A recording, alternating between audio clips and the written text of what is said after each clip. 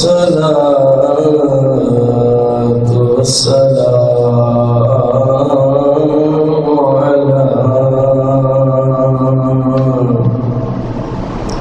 على خاتم الأنبياء والمرسلين وعلى آله وأصحابه وأزواجه وعلماء ملته أجمعين. أما بعد فأعوذ بالله من الشيطان الرجيم. بسم الله الرحمن الرحيم. قال الله تبارك وتعالى في القرآن المجيد والفرقان الحميد: ورفعنا لك ذكرك. آمنت بالله صدق الله العظيم. إن الله وملائكته يصلون على النبي يا أيها الذين آمنوا صلوا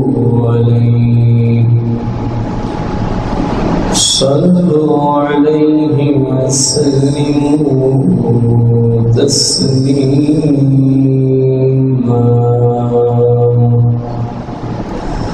الصلاة والسلام عليك يا سيدي يا رسول الله. الصلاة والسلام عليك يا سيدي يا حبيب الله. الصلاة والسلام عليك يا سيدي يا شفيع المسلمين. الصلاة والسلام عليك يا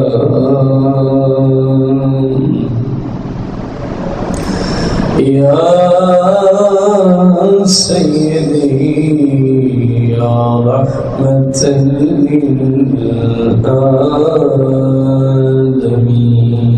للعالمين. الصلاة والسلام عليك يا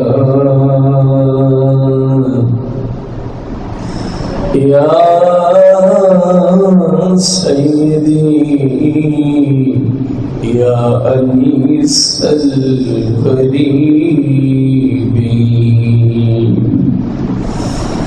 الصلاة والسلام عليك يا سيدي يا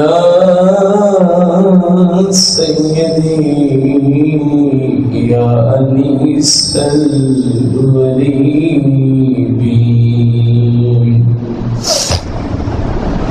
الصلاة والسلام عليك يا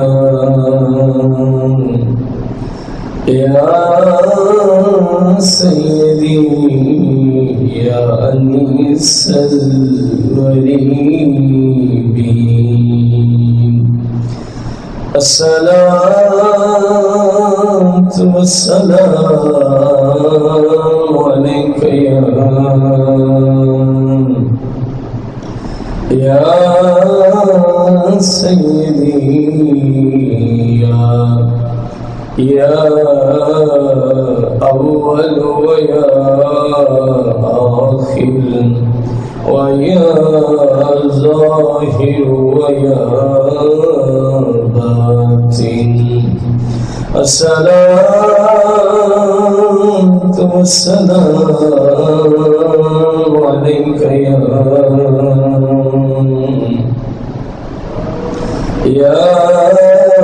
سيدي يا جد الحسن والحسين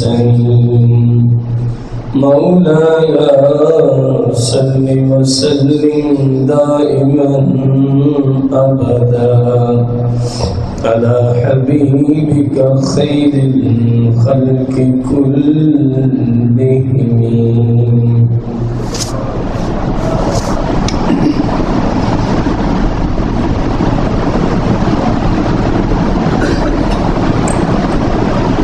حمد و صلاۃ کے بعد ہمارا آج کا موضوع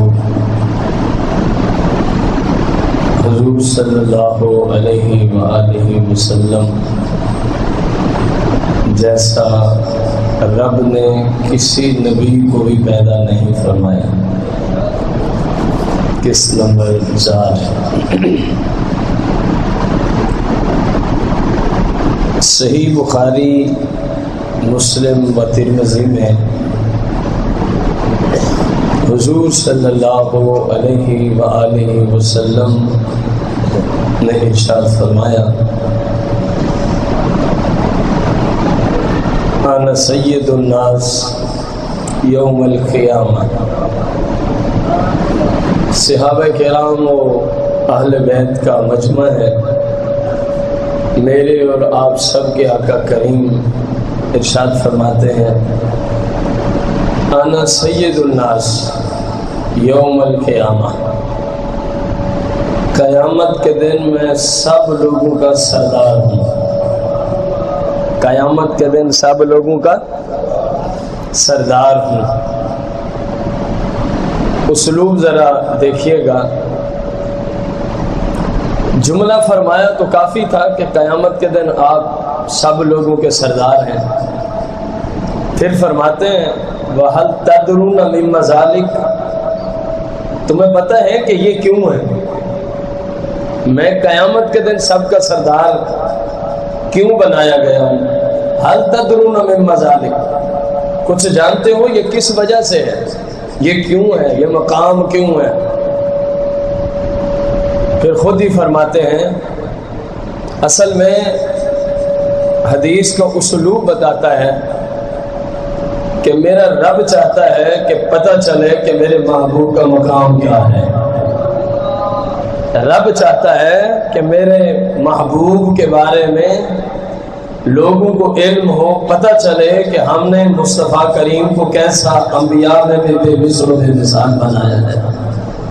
پھر فرماتے ہیں اس لیے ہوگا کہ اللہ تبارک و تعالی جمع فرمائے گا الاولین والآخرین فی صعید واحد، ایک ہی میدان میں آدم علیہ السلام سے آخری انسان تک سب کے سب رب کہاں کھڑے کر دے گا؟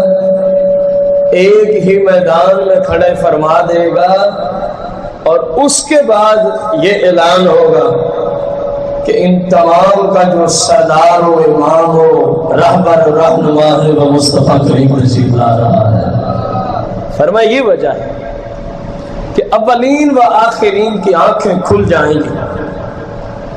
اولین و آخرین میں سے وہ جو آج تک نہیں مانے تھے کہ آپ بے مثل و بے مثال فی النبیین ہیں، انبیاء میں آپ جیسا کوئی نہیں، انبیاء میں آپ جیسا۔ اب اولین و آخرین میں انبیاء بھی آئے گے نہ، اللہ کی جتنی مخلوقات کا ذکر محشر کی طرف نسبت کرتے ہوئے قرآن و سنت میں ملتا ہے، وہ سارے کے سارے اولین و آخرین میں آ گئے۔ اور محشر کے دن جو حالت ہے، خوف کی جو حالت ہے، غم کی جو حالت ہے، حزن کی جو حالت ہے، مشکل کی جو حالت ہے، پریشانی کی، وہ کسی سے چھپی نہیں۔ فرمایا جب ہر طرف پریشانی کا عالم، ہر طرف حزن، ملال، ہر طرف پریشانی، ہر طرف مسائل ہی مسائل، بھوک و پیاس کے مسائل، گرمی کی شدت کے مسائل، اولین و آخرین جب ان تمام معاملات سے دو چار ہو رہے ہوں گے، الا وہ کہ جن کو رب چاہے گا وہ مستثنا کھڑے ہوں گے۔ فرمایا این اس حالت میں اے میرے صحابہ و اہل بیت، رب جس کو سب کا سردار بنا کے لائے گا وہ تاجدار ختم نبوت کی ذات ہوگی، وہ تاجدار ختم نبوت کی ذات مبارکہ ہوگی۔ فرمایا وہ اس وجہ سے، اور اگلی حدیث کے اسلوب میں تو بندے کا ایمان ہی تازہ ہو جاتا ہے۔ حضور صلی اللہ علیہ وآلہ وسلم کی بارگاہ اقدس میں یہ سیاہ کی احادیث مبارکہ ہیں جو آپ کے سامنے پیش کی جاتی ہیں۔ ایک مرتبہ آپ کے سامنے کھانا پیش کیا گیا، سرید کا کھانا۔ سرید یہ ہوتا ہے کہ گوشت پکایا جائے شوربے کے ساتھ، گوشت پکایا جائے، پھر روٹی کے چھوٹے چھوٹے ٹکڑے کر کے نا اس کے اندر ڈال دیا جائے شوربے کے اندر، پھر اس کو مکس کر کے جب وہ نرم ہو جائے تو اس کو کھا لیا جائے۔ تو آپ صلی اللہ علیہ وسلم کی یہ کھانا آپ کی سنت مبارکہ ہے اور آپ کو یہ پسند تھا، پہلے بھی آپ نے کھایا ہوگا، اب اس نیت سے اس کو تناول کیجئے گا کہ یہ میرے آقا کو پسند بھی تھا، میرے محبوب کی سنت بھی ہے، تو انشاءاللہ اس پہ اللہ آپ کو اجر و ثواب عطا فرمائے گا۔ یہ کھانا آپ صلی اللہ علیہ وسلم کی بارگاہ اقدس میں پیش کیا گیا۔ حضور صلی اللہ علیہ وسلم نے اس سے کچھ تناول فرمایا تو ارشاد فرمایا، کھانا کھانے کے بعد تھوڑا سا کھایا، ایک مجمع ہے صحابہ و اہل بیت کا، فرمایا انا سید الناس یوم القیامہ، قیامت کے دن میں تمام لوگوں کا سردار ہوں۔ پھر میرے آقا علیہ السلام نے کھانا کھانا شروع فرما دیا، تھوڑا سا کھانا اور تناول فرمایا تو میرے آقا علیہ السلام پھر فرماتے ہیں انا سید الناس یوم القیامہ، میں قیامت کے دن لوگوں کا سردار ہوں، میں قیامت کے دن لوگوں کا سردار ہوں۔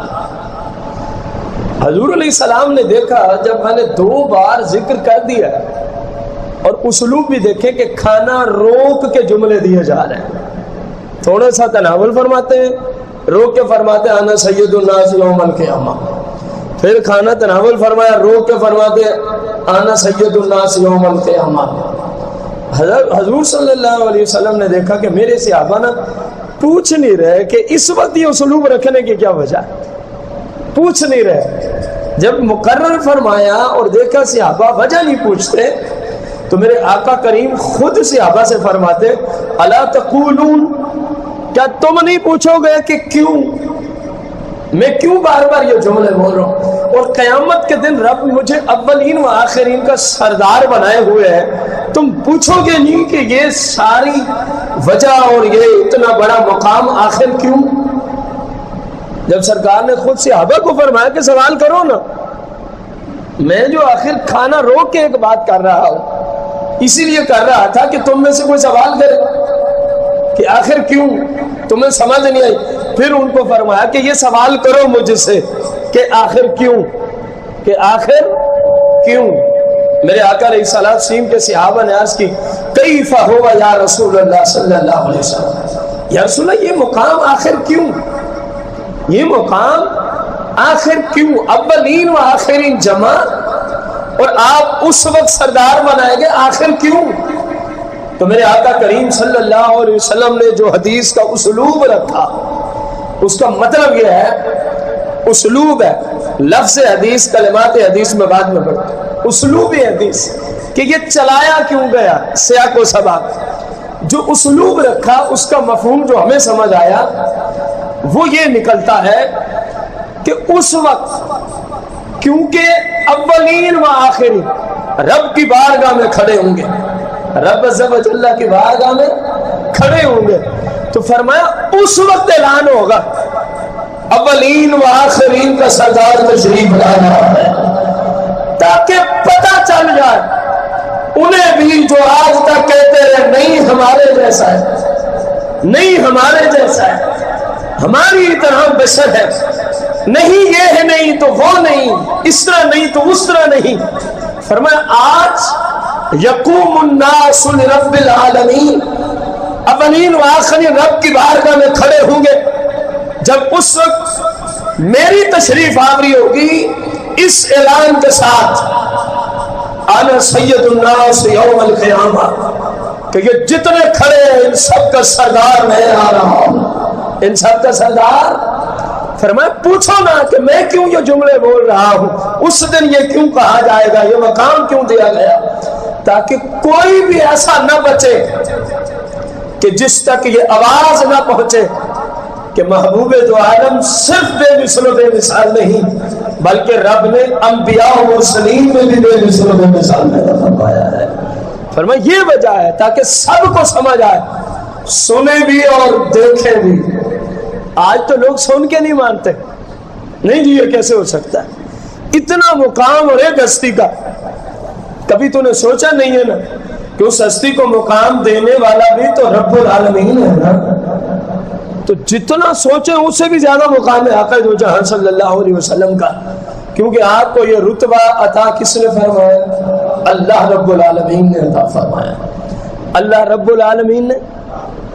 یہ اعلان ہو گیا، پھر میرے آقا علیہ السلام نے فرمایا تمہیں پتہ ہے کہ اس دن جب اولین و آخرین رب کی بارگاہ میں کھڑے ہوں گے تو کسی کی مجال نہیں کہ شفاعت کی طرف سوچ بھی سکے، یہ اسی وقت حدیث چلائی تھی۔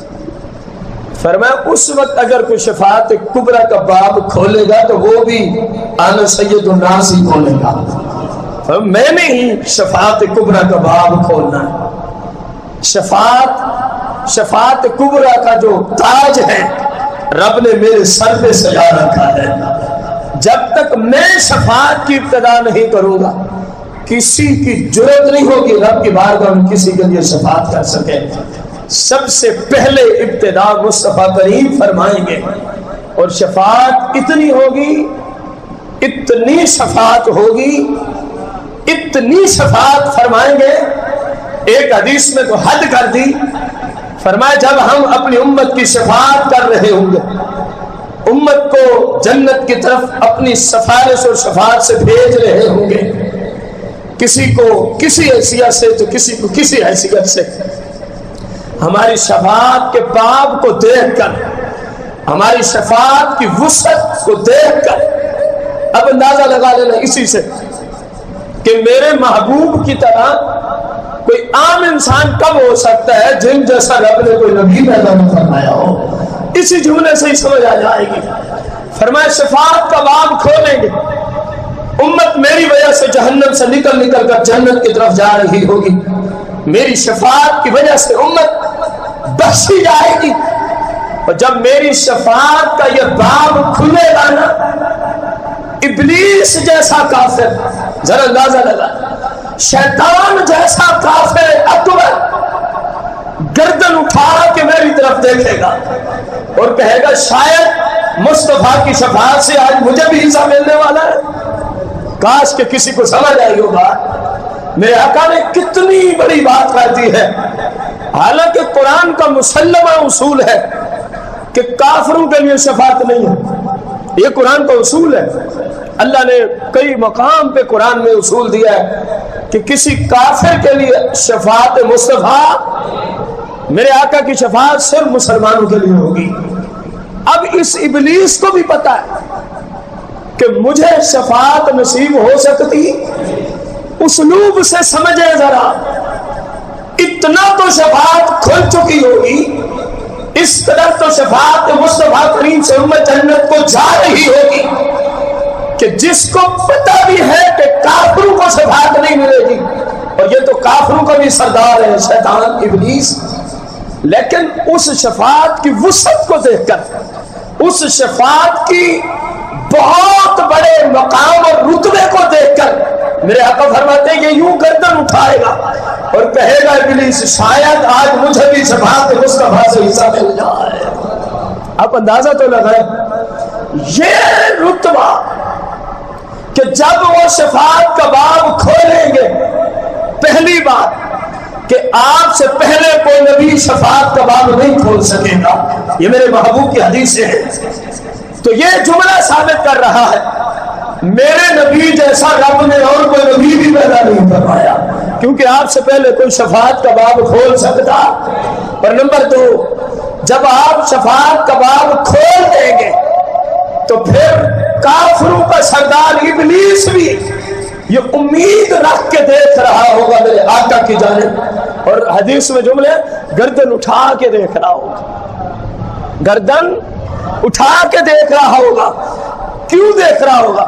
میں نہیں کہہ رہا، جس محبوب کے بے مثل ہونے کا درس آپ حدیث کی روشنی میں سن رہے ہیں، بے مثل محبوب کا بے مثل کلمہ ہے، جملہ ہے، میرے آقا فرماتے ہیں وہ ہماری شفاعت کی وسعت دیکھ کر کہے گا شاید آج ہمیں بھی شفاعت سے حصہ مل جائے۔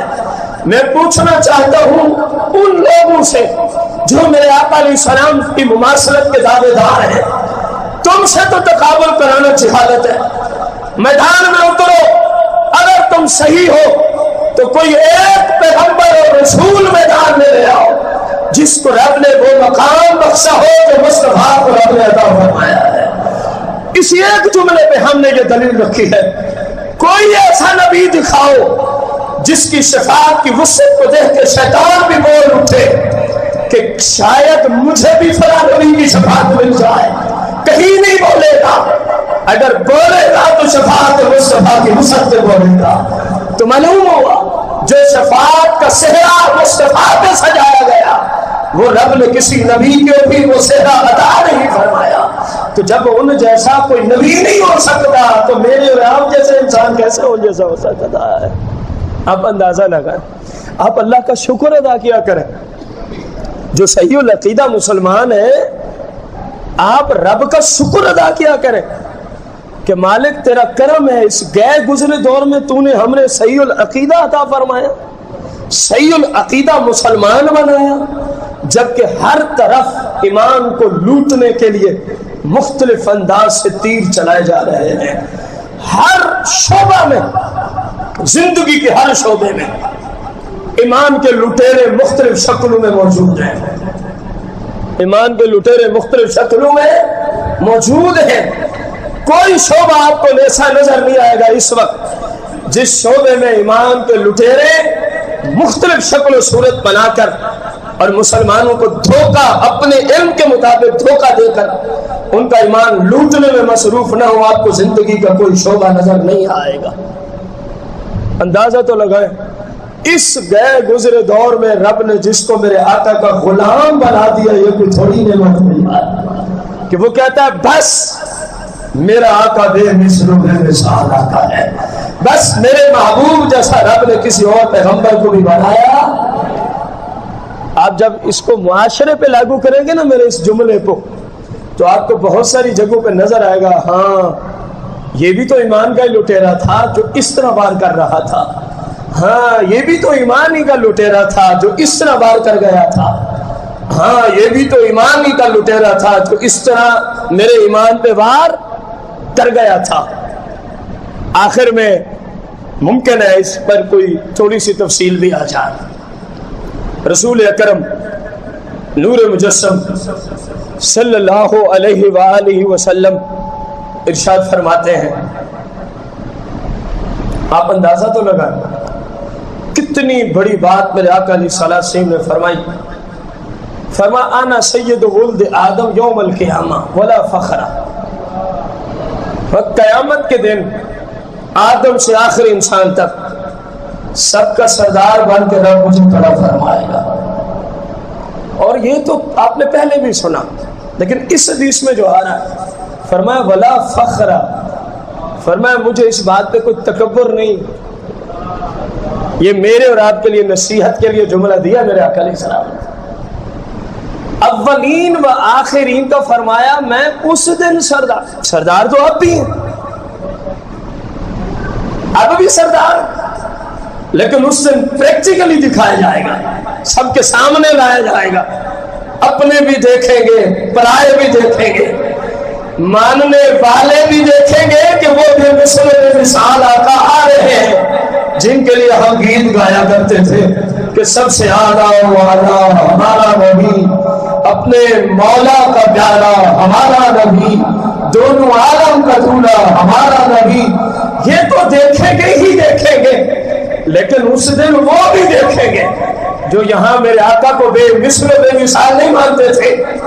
جب آئیں گے، تشریف لائیں گے، اعلانات ہوں گے، ماننے والوں تمہارے ایمان کی تسکین آ رہی ہے، نہ ماننے والوں تمہارے لیے حسرت کے کلمات آ رہے ہیں، کیونکہ آج ماننے سے کوئی مسلمان ہو سکتا ادھر ہی ماننا پڑے گا، وہاں ماننے سے گزارا نہیں۔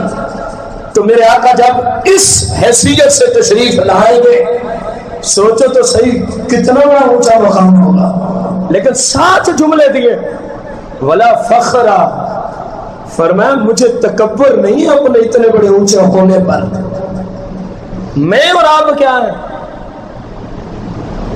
ہماری کتنی ایک شان ہے، ہمارا مقام کتنا ہوگا، ہمارے رتبے کتنے بلند ہوں گے۔ آپ سے سوال ہے، جب سوچیں گے تو خاک بھی نہیں، کچھ بھی نہیں، لیکن تکبر الامان والحفیظ، جس کے پلے کچھ بھی نہ ہو اور وہ متکبر بن کے رہے، اور جو سارے انبیاء کے بھی سردار کی حیثیت سے تشریف لائیں اور جملے فرمائے ولا فخر، مجھے اس پہ تکبر نہیں ہے، مجھے اس پہ غرور نہیں ہے، میں مغرور نہیں ہوں، میں متکبر نہیں ہوں۔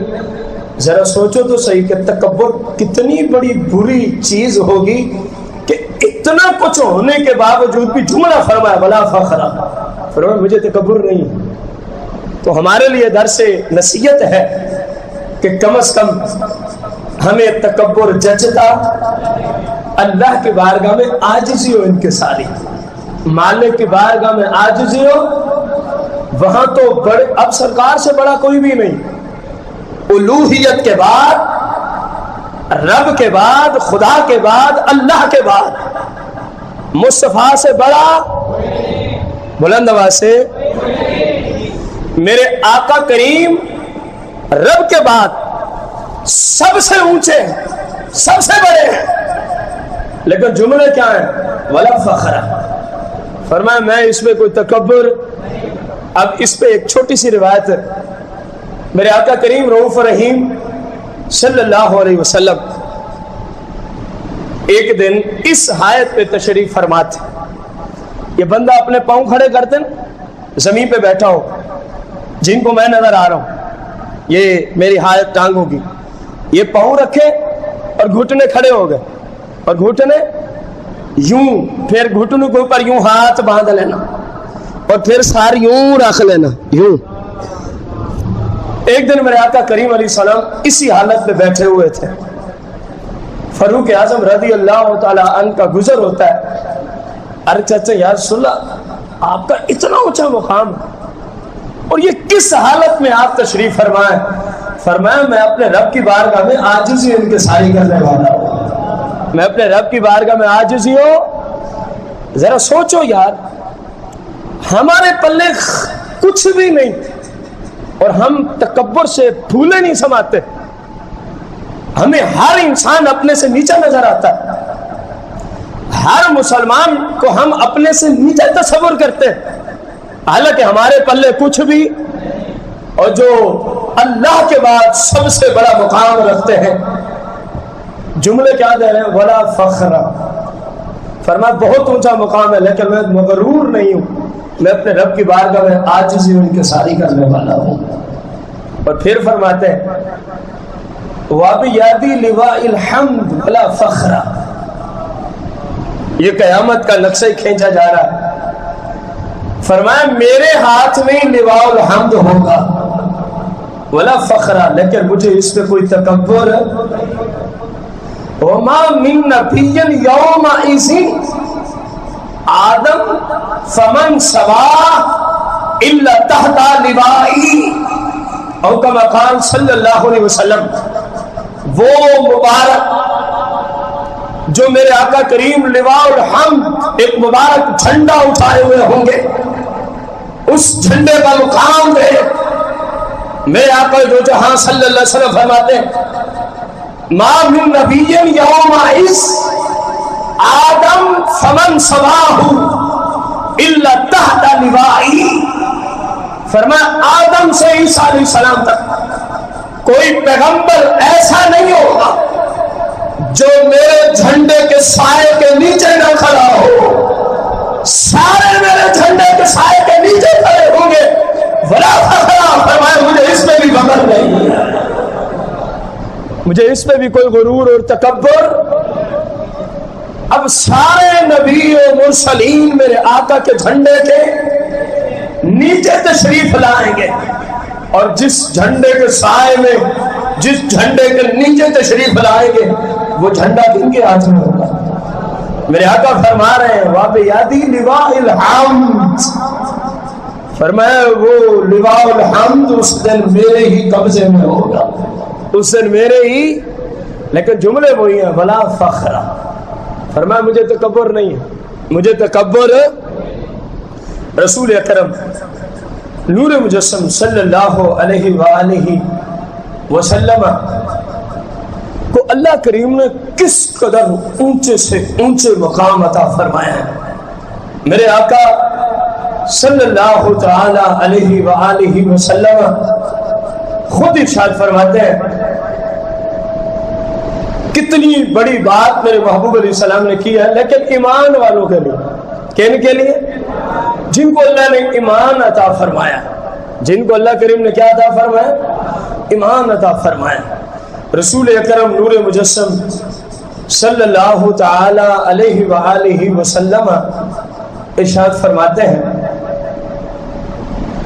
انا اول الناس خروجا اذا بعثوا، قیامت کے دن جب لوگ اپنی قبروں سے اٹھائے جائیں گے، فرمایا انا اول الناس، سب سے پہلے میں اپنے روضہ مقدسہ سے باہر تشریف لاؤں گا، سب سے پہلے میں اپنے روضہ مقدسہ سے میں ہی تشریف لاؤں گا۔ وَأَنَا قَائِدُهُمْ وَأَنَا قَائِدُهُمْ، فرمایا اس دن سب کا پیشوا اللہ مجھے ہی بنائے گا، تمام اولین و آخرین کا پیشوا و رہبر و رہنما کون ہوں گے؟ مصطفیٰ کریم صلی اللہ علیہ وسلم۔ بلند آواز سے سب کے پیشوا کون ہوں گے؟ یہاں پر ایک سوال ہے، جو جس کا پیشوا ہو اس سے افضل ہوتا ہے کہ نہیں ہوتا؟ جو جس کا رہبر و رہنما ہو اس سے افضل ہوتا ہے کہ نہیں ہوتا؟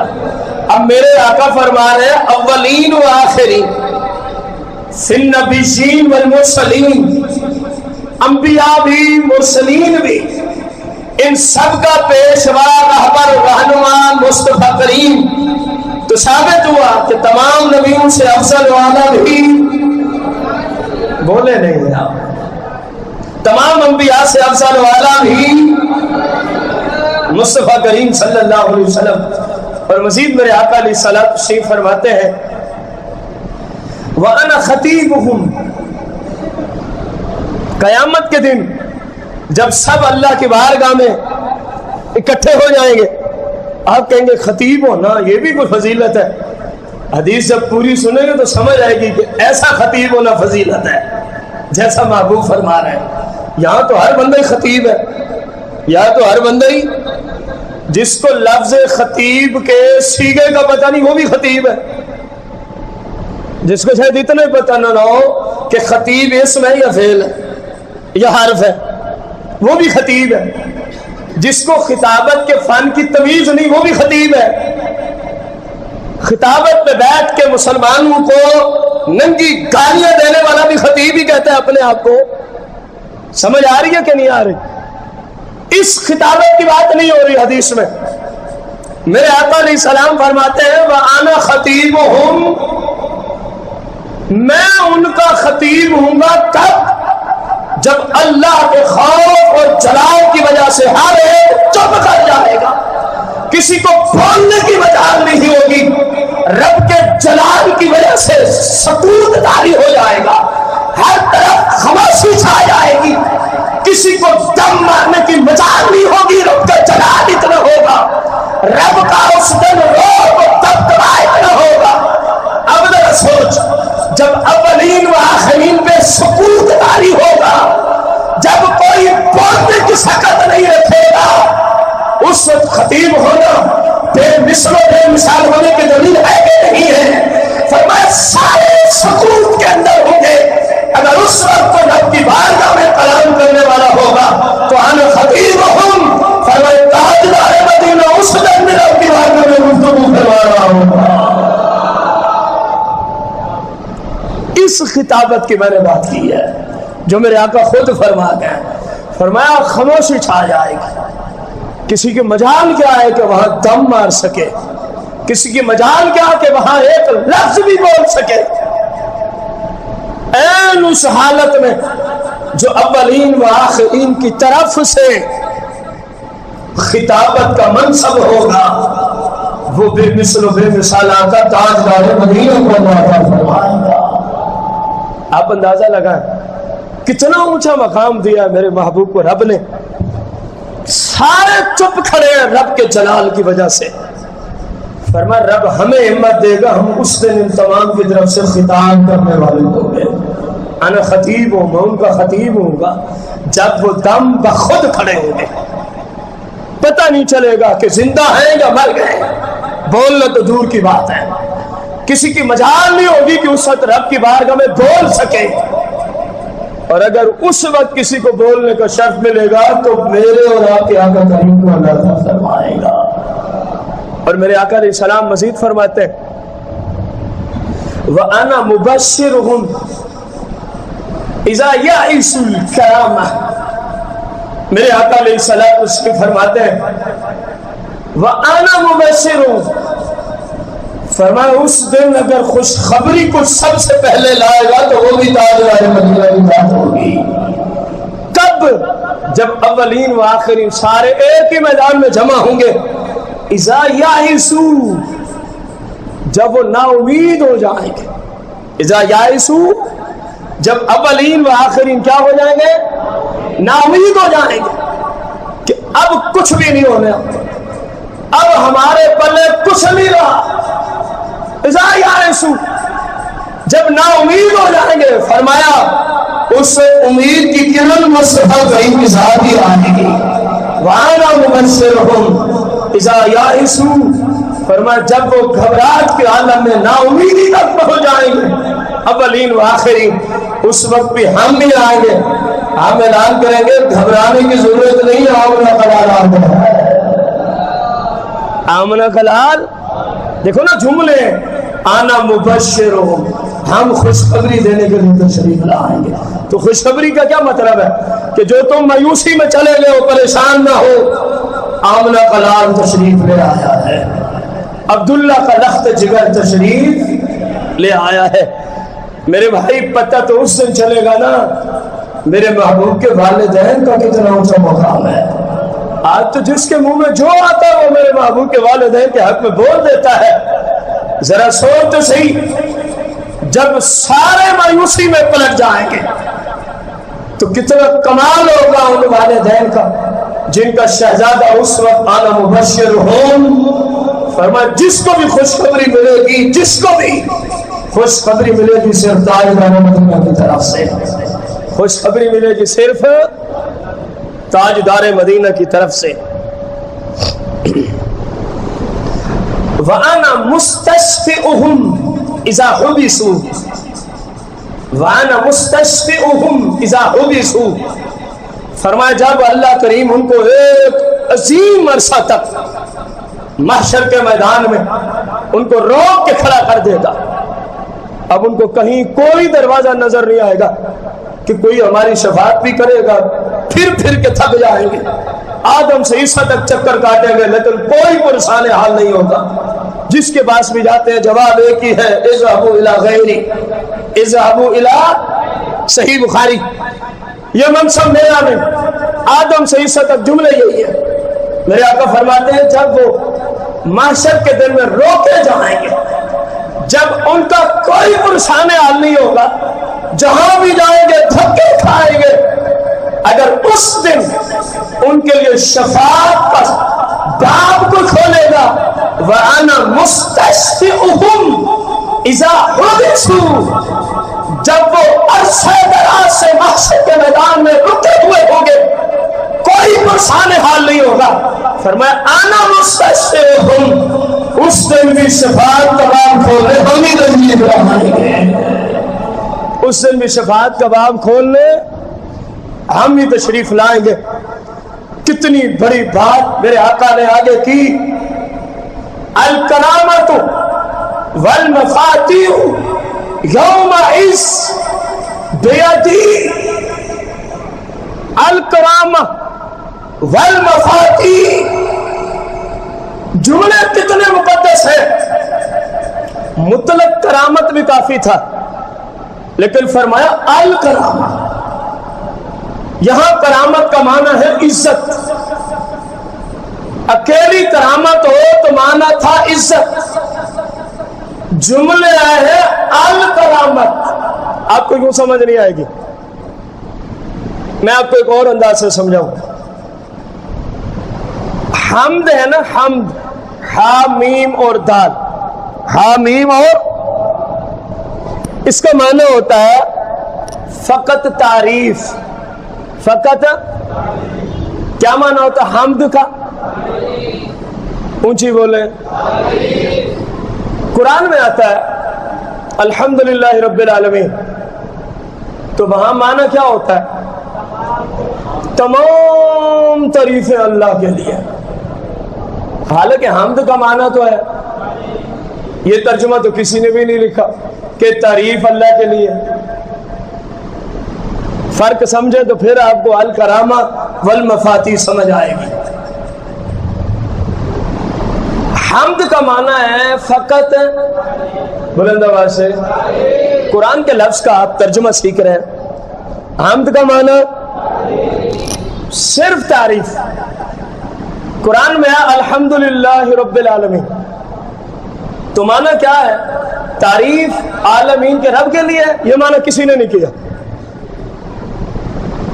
پوری دنیا کے عربی دانوں سے پوچھ لو، یہ ترجمہ کوئی بھی نہیں مانے گا کہ تعریف عالمین کے رب کے لیے. یہ ترجمہ غلط ہے. بلکہ ترجمہ کیا ہے؟ تمامی تعریف ہے. مطلب کیا ہے؟ جس جس زمانے میں تعریف ہوگی، جس جس انداز میں تعریف ہوگی، جس جس زبان میں تعریف ہوگی، جس جس اسلوب میں تعریف ہوگی، جہاں کہیں کبھی کبھار الی یوم القیامہ، بلکہ ازل سے ابد تک جہاں جتنی تعریفیں ہیں، سب کا ذاتی طور پہ مالک کون ہے؟ عالمین کا رب ہے. تو یہ معنی کس جگہ سے پیدا ہو رہا ہے؟ حمد کا معنی تو تعریف. یہ جو حمد سے پہلے ہے نا، الحمد، الحمد، یہ جو الف لام ہے نا، یہ ساری تعریفیں، تمام زمانوں کی تعریفیں، تمام زبانوں کی تعریفیں، تمام انس و جن و ملک کی تعریفیں، جناب والا ہر تعریف یہ الف لام کی وجہ سے آ رہا ہے. معنی حمد کا معنی صرف تعریف ہے. دنیا کا کسی بھی مسلک کا شخص، حتیٰ کہ کوئی یہودی بھی عربی جانتا ہو تو ہماری اس تعریف کی مخالفت نہیں کر سکتا کہ حمد صرف تعریف، الحمدللہ تمامی. اب جیسے فرمایا الحمدللہ رب العالمین، تمام جہانوں کی تعریفیں، تمام زمانوں کی تعریفیں، تمام تعریف کرنے والوں کی تعریفیں، اور تمام اولین و آخرین کی تعریفیں رب العالمین کے لیے ہیں. یہ الف لام کی وجہ سے معنی پیدا ہوا. اب یہاں پر آئے حدیث کو سمجھنے کے لیے. میرے آقا فرماتے ہیں الکرامت والمفاتیح، الف لام ڈالا، کرامت پہ کیا ڈالا؟ جیسے حمد پہ قرآن میں اللہ نے الف لام ڈالا تو معنی بنا ساری تعریفیں.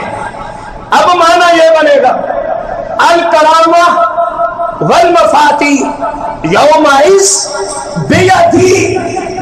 فرمایا رب کے خزانوں میں جتنی عزتیں ہیں، رب کے خزانوں میں جتنی عزتیں ہیں، اور رب کے خزانوں کی جتنی کنجیاں ہیں، والمفاتیح، مطلق مفاتیح ہوتا تو چلو 3 4 5 10 ہزار 2000 کنجیاں، فرمایا نہیں، المفاتیح، رب کے خزانوں کی جتنی کنجیاں ہیں، رب کے ہاتھ جتنی عزت ہے، یا رسول اللہ وہ کس کے پاس ہے؟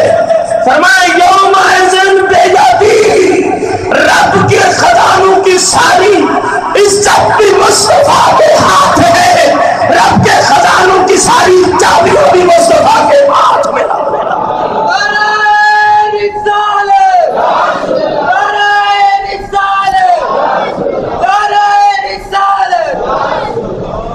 اور لے آؤ میدان میں کوئی ایک نبی ایسا لے آؤ. باب ہم نے یہ کھولا ہوا ہے کہ میرے مصطفیٰ جیسا رب نے کسی نبی کو بھی پیدا نہیں فرمایا. دلیل رکھی ہے رسول پاک کی حدیث. میرے آقا دو جہاں صلی اللہ علیہ وسلم فرماتے ہیں رب کی ساری عزتیں بھی میرے قبضے میں ہوں گی، رب کے خزانوں کی ساری چابیاں بھی میرے قبضے میں ہوں گی. کوئی ایک نبی تو ایسا لے آؤ جس کو رب نے یہ مقام عطا فرمایا ہو. جب ساری عزتیں آپ مصطفیٰ کریم کے ہاتھ میں چلی گئی، جب سارے خزانوں کی چابیاں مصطفیٰ کریم کے ہاتھ میں چلی گئی، تو اب اگر جملہ سننا، ساری عزتیں جو رب کے خزانوں میں ہیں وہ مصطفیٰ کے پاس، سارے خزانے جو رب کی قدرت میں ہیں وہ مصطفیٰ کے پاس. تو اب اولین و آخرین میں کہیں کسی دور کسی زمانے میں فی الدنیا والآخرہ میں جس کو جتنی کہیں عزت ملے گی تو دینے والے مصطفیٰ ہوں گے، جس کو کوئی نعمت ملے گی کیونکہ رب کے سارے خزانوں کی چابیاں میرے مصطفیٰ کے پاس، تو جس کو کوئی کہیں اولاد نہ نعمت ملے گی، رب کعبہ کی قسم اٹھا کے کہتا ہوں اس کو عزت بھی مصطفیٰ کے در سے ملے گی، اس کو تیرے نعمت کا فیض بھی مصطفیٰ کے در سے ملے گا. جو مصطفیٰ کے در سے نہیں، نہ وہ عزت ہے نہ وہ نعمت ہے، وہ ذلت ہے. جو تیرے مصطفیٰ سے نہیں، نہ وہ عزت ہے نہ وہ نعمت ہے، کیونکہ خود فرمایا رب نے ساری عزتیں بھی مجھے دے دی ہیں، ساری نعمتیں بھی مجھے دے دی ہیں. اب جو مصطفیٰ سے ہٹ کے کچھ لیتا ہے وہ ذلت اور رسوائی کی طرف دھکے کھائے گا، اور عزت تو صرف اسی کو ہی ملے گی جو مصطفیٰ کی نسبت میں جا کے مجھے لیتا ہے. مقام تو صرف اسی کو ہی ملے گا جو مصطفیٰ کی نسبت میں پہنچ کے لیتا ہے. رتبہ تو صرف اسی کو ہی ملے گا جو اپنے آپ کو مصطفیٰ کا سچا غلام کہتا ہے. کیونکہ سب کچھ تو رب نے دے دیا ہے مصطفیٰ کریم علیہ السلام کو، میرے آقا دو جہاں کو. آخری دلیل آج کے درس کی کہ میرے مصطفیٰ جیسا رب نے کوئی نبی بھی پیدا. آدم علیہ السلام سے لے کر بولنا ہے آپ نے عیسیٰ علیہ السلام کی ذات تک جتنے بھی پیغمبر آئے ہیں، اگر بندہ کسی نبی کو نبی نہ مانے تو کیا ہو جاتا ہے؟ یار بلند آواز جتنا مرضی گرمی ہو آپ کو مجھ سے کم ہی لگی ہوگی، پکی بات۔ آدم علیہ السلام سے عیسیٰ علیہ السلام کے ساتھ تک جتنے نبی آئے، اگر کسی نبی علیہ السلام کو بندہ رب کا نبی نہ مانے تو وہ کیا ہوتا ہے؟ اگر کوئی کہے میں آدم علیہ السلام کو اللہ کا آخری نبی نہیں مانتا تو کیا وہ کافر ہوگا؟ نہیں ہوگا۔ اگر کوئی کہے میں آدم علیہ السلام کو رب کا آخری نبی تو بندہ کافر، کیونکہ یہ آدم علیہ السلام کی شان ہی نہیں ہے۔ اگر کوئی کہے میں ابراہیم علیہ السلام کو رب کا آخری نبی نہیں مانتا تو وہ کافر، کیونکہ یہ ابراہیم علیہ السلام کی شان ہی۔ اگر کوئی کہے میں موسیٰ علیہ السلام کو رب کا آخری نبی خاتم النبیین مانتا تو بندہ مسلمان ہی ہے، کافر نہیں، کیونکہ موسیٰ علیہ السلام کی یہ شان ہی۔ 1,00,000 کم و بیش 24,000 پیغمبروں میں یہ وہ نبوت کا منصب ہے جو رب نے کسی نبی اور رسول کو نہیں دیا۔ اگر یہ رتبہ ملا ہے تو تاجدار مدینہ کی ذات کو ملا ہے۔ اب رسول پاک کو جو نبی نہیں مانے گا وہ بھی بلند آواز سے، تو قرآن و حدیث کا مسئلہ ہے، اس میں کوئی اختلاف نہیں۔ جو میرے آقا کو اللہ کا نبی اور رسول نہ مانے وہ بھی۔ ایک اور بھی بات کھڑی ہے، جو میرے آقا کو اللہ کا نبی ماننے کے ساتھ ساتھ آخری نبی نہ مانے وہ بھی بلند آواز سے، وہ بھی۔ اب یہ وہ وصف ہے میرے آقا کا کہ جو آپ کو آخری نبی یعنی خاتم النبیین نہیں مانے گا وہ، یہ کسی اور نبی کو رب نے مقام دیا۔ کتنا اونچا مقام ہے، فرمایا یہاں نبی بھی ماننا پڑے گا، یہاں نبوت کے سلسلے کو ختم کرنے والا بھی بننا پڑے گا، اور اتنا اونچا مقام رکھا۔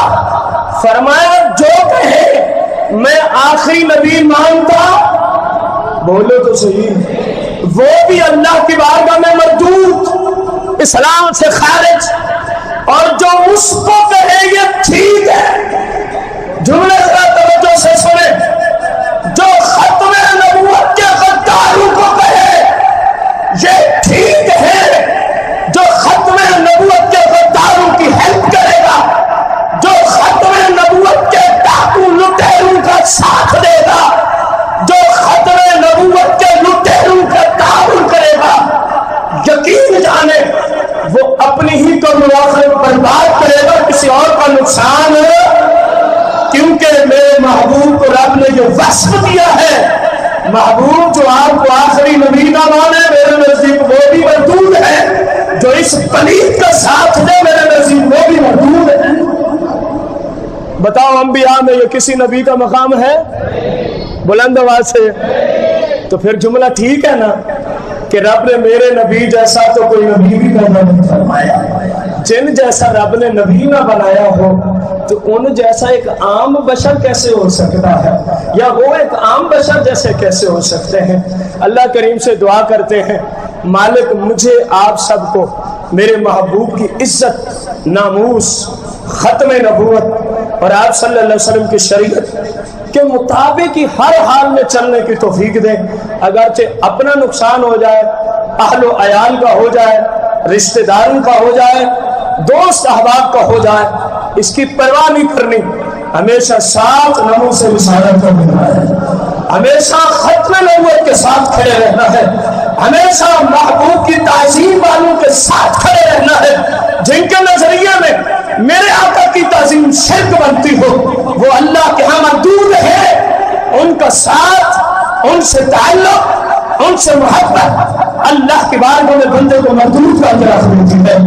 اگر محبت کرنی ہے تو ان کے ساتھ کرو جو نمون سے رسالت کے پہلے نمبر ہے، محبت کرنی ہے تو ان سے کرو جو ختم نبوت کے پہلے دار ہیں، اگر ہیلپ و مدد کرنی ہے کسی بھی میدان میں تو ان کے ساتھ دو میرے بھائی و بزرگوں جنہوں نے نمون سے رسالت کا نام اٹھا رکھا ہے، ختم نبوت کو دن رات اپنی زندگی کا نعرہ بنا کے جو اس کے بغیر زندہ رہنے کو بھی فائدہ سمجھتے ہیں، اور یہ کون ہے؟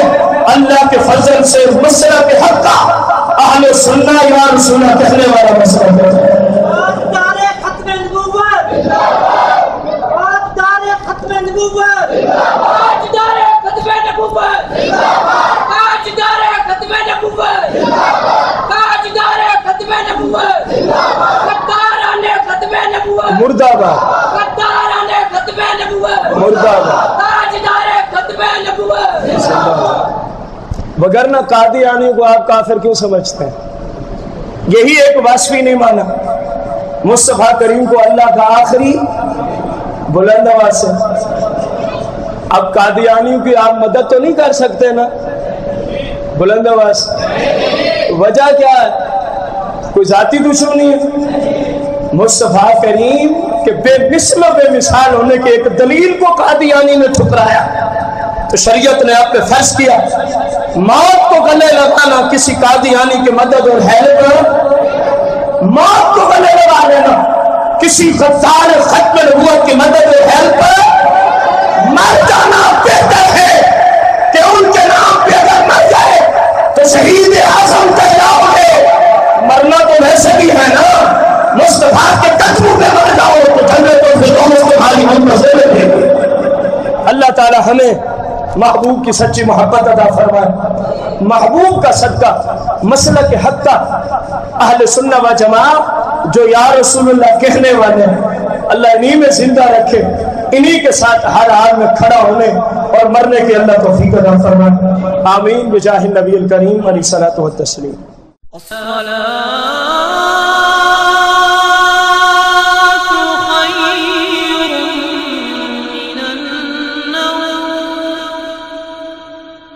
الصلاة